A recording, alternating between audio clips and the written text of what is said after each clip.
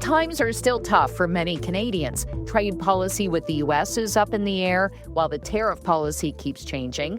Canada's real estate market is cooled, and some things still cost way too much money. And if you're young, you're continuously being encouraged to save for retirement. Easier said than done.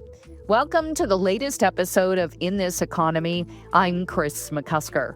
Today, we're going to take a closer look at the annual IG Wealth Management Retirement Study, which shows many Canadians are underprepared for retirement. Joining us today is Aurèle Courcelles, Vice President of Tax and Estate Planning. Thank you so much for doing this today. Thank you for the invitation. Now, the first thing I'd like you to do is outline some of the major takeaways in IG Wealth Management's annual retirement study. It feels a little like change is afoot. The landscape is changing. So walk us through some of the findings. Well, you're actually right, because the landscape has been changing and is probably going to continue to change. But as we stand today, retirement in Canada has changed dramatically over the past generations. So I think you can safely say that if you were to retire today or in the near future, you're not retiring the way your parents retired. So the IG Wealth Management Retirement Study showed us that less than half of the non-retired Canadians now have an employer-sponsored plan, whether that's a defined benefit plan or a defined contribution plan. And just so we are on the same wavelength, a defined benefit plan is where your employer has a pension plan, and what you will receive in retirement is predefined as usually a percentage of your salary.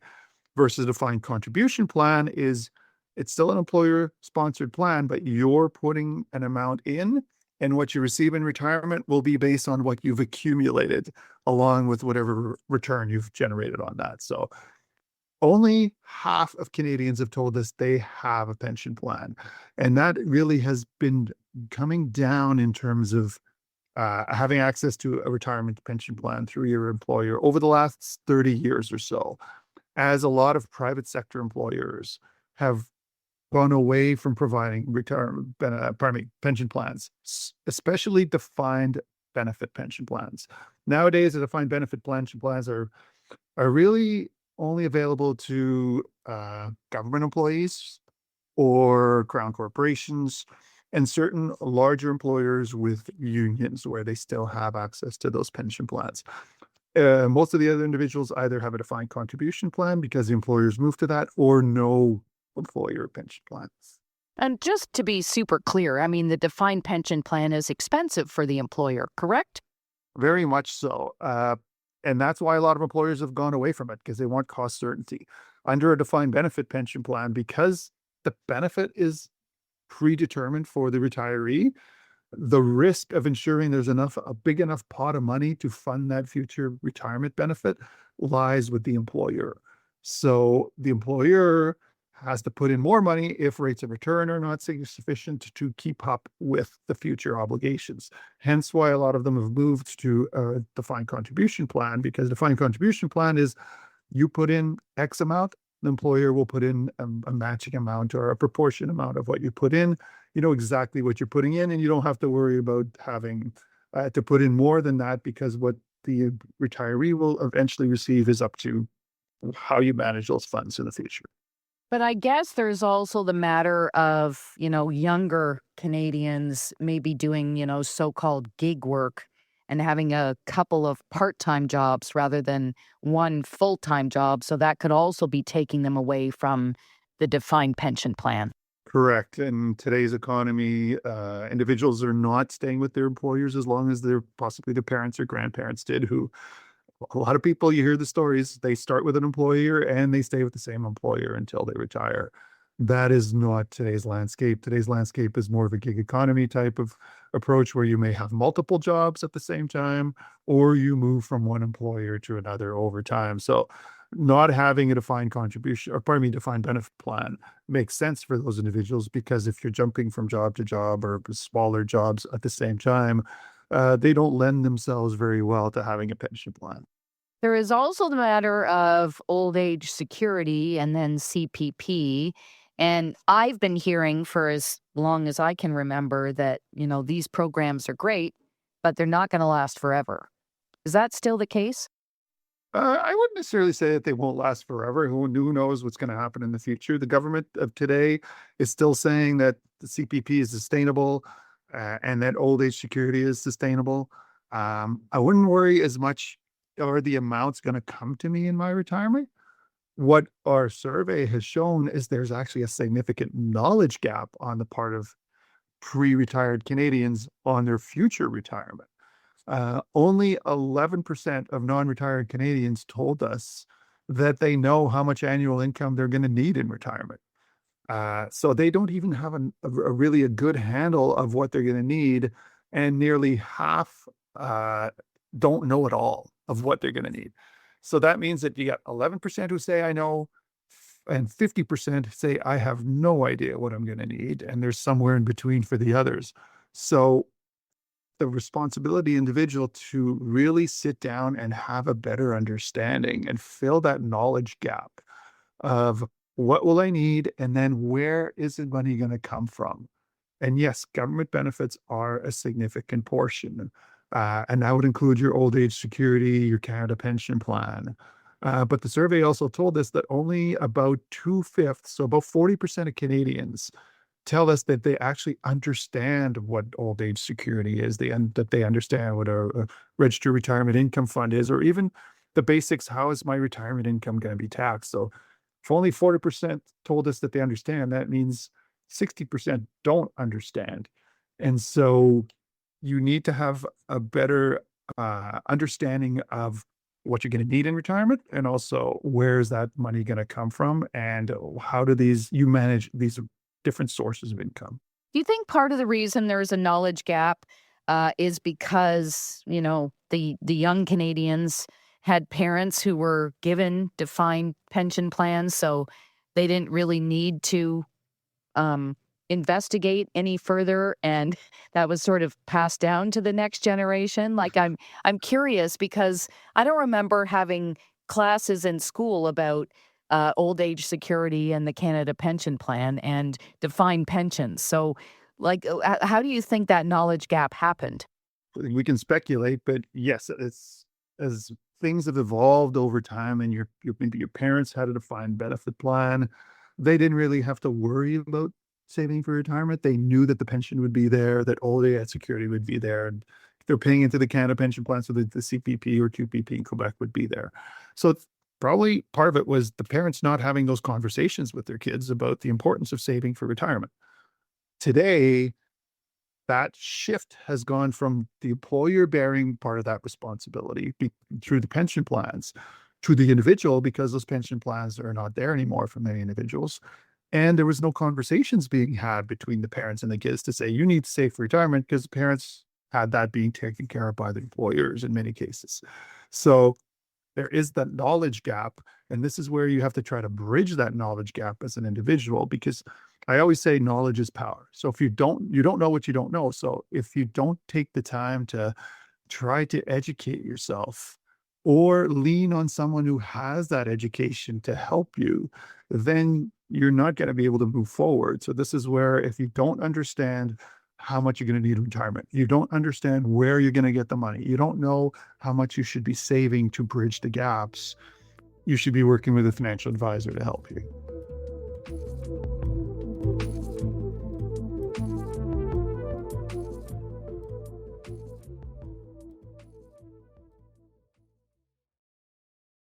I think it's also fair to say that we are living in very unusual times. And for the young Canadians, right now, things like rent and groceries are maybe a little more expensive than their parents had to deal with at the same age. So it's hard to think about saving for retirement when you are trying to pay your bills.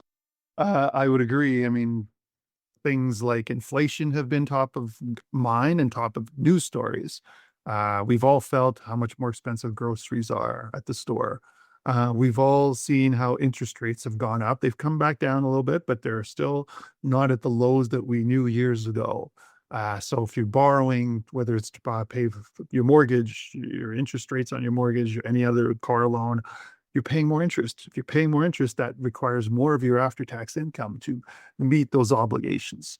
So you need to basically understand that there's a lot of different uh, things pulling at your income, your after-tax income, and often retirement, that's too far away. That's a problem. That's a future problem, not a current problem. And I get it. That's difficult. But all it does is it promotes more anxiety. And the emotional side of retirement planning really comes through in the research we did that showed us that more than half of non-retired Canadians report negative feelings about retirement, often because they believe they're behind in their savings, but they're not sure what to do. They're not sure if they'll how much they're going to need, or even if they'll be able to retire as a whole. So that anxiety is understandable because you have all these other pressures on your income. And retirement, if you feel you're behind the eight ball, you don't know how to catch up. So that really does cause some anxiety. And as you know, when you're anxious about something, it's harder to act. It's Now, you also mentioned that knowledge is power, and it might seem overwhelming to people who have, let's say, low financial literacy. So, where do you start? Like, can you start small when it comes to this subject? I would say yes, definitely. There's still it's never too late. I mean, yes, you may have to make some difficult decisions at some point, but it's never too late. So first, with retirement income planning or retirement planning should start with the question of how much income will I need and where will it come from? So a budget. People hate budgeting. I hate budgeting, and I'm a tax accountant. But at the end of the day, if you don't know how much you're going to need, you can't plan for how you're going to fund that. So you need to start with a strong reflection on what does my goal, what is my dream of a retirement look like? How much is that going to cost from the essential, and break it down from essential expenses? So shelter, food, whatever else is the basic necessities of life, and then what would be the fun money, the stuff for the trips, the stuff for the golf memberships, whatever else you would like to do, so that you can ensure that you have enough to meet your minimum obligations, and then hopefully enough to meet the future fun things you would like to do. Then you need to take a step back and you know, okay, how much do I need? Where's it going to come from? And I mentioned earlier, you have the government benefits, which would be your ground floor of your income, your base. So your CPP, if you've contributed to CPP, and your old OAS, pardon me, will form the basis of your retirement income. Then you can layer on any employer pensions if you're lucky enough to have one. And those are the two main amounts. Now, anything above and beyond that is your responsibility. So do you have savings, whether that be in registered form, such as an RSP or a registered retirement income fund, maybe a TFSA. And then above that, you have non-registered savings. So understanding not only what will you need in retirement, but also where's that going to come from later. It's just a step by step. So it's not too late. There's still hope. Even if you're a little anxious about, I'm behind, well, how am I going to know what's what and how much is enough? Take this one step at a time. And then when you get to that point where you feel that you have a better understanding of it, then you want to stress test your plan, which is basically meaning, okay, have I assumed inflation? Have I considered what happens in the markets? Have I considered what happens if I live longer than what I'm expecting? Because maybe I'm expecting to live into my 80s, but what if I live into my 90s or even longer? And those things have to be considered. And a lot of people don't necessarily have all that knowledge to be able to do that. But again, that's where a financial advisor can really come in to bring that together for you. What is your overarching message to young people based on these survey results and based on the current state of our economy and the fact that affordability is tricky at the moment? I think I want people to retain that the decline in workplace pensions has fundamentally reshaped retirement in Canada. And our IG Wealth Management research confirms what I think many Canadians are feeling today, which is that retirement is complex. It's personal. It's even more on me than it ever has been because the employer pensions are not necessarily there. And there's more uncertainty than there probably ever has been. But complexity doesn't have to mean insecurity, I think, for individuals.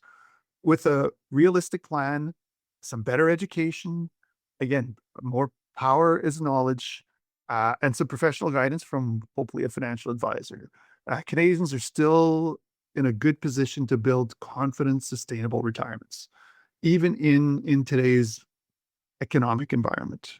I feel a little as well like people might be afraid of a financial advisor. Like, you don't need to have $1 million to go to one, correct? You do not. In fact, the survey showed us that 36% of Canadians currently work with an advisor, so they're out there. What's really reassuring to individuals who are listening is if you work with a financial advisor, and yet, as I said, only 36% of Canadians say they do, the vast majority of those that do say the advisor helps them optimize their retirement plan. And that's almost 90% of those who work with an advisor say they help them optimize their retirement plan, understand the risks, and stay on track. Because as things become more difficult, whether it's other priorities that require your funds, whether it's markets going up and down and the unease you feel, that's where the financial advisor can really shine. Well, thank you so much for your time on this subject. You made it seem a lot easier than some might think, and I thank you for that. It can be managed, and it can be managed well. I fully agree, and thank you for having me, Kris. Aurèle Courcelles is Vice President of Tax and Estate Planning with IG Wealth Management. More information can be found at ig.ca. That wraps up this episode of In This Economy. Previous episodes are available on the Seeker app or wherever you get your podcasts. I'm Kris McCusker. Thanks for listening.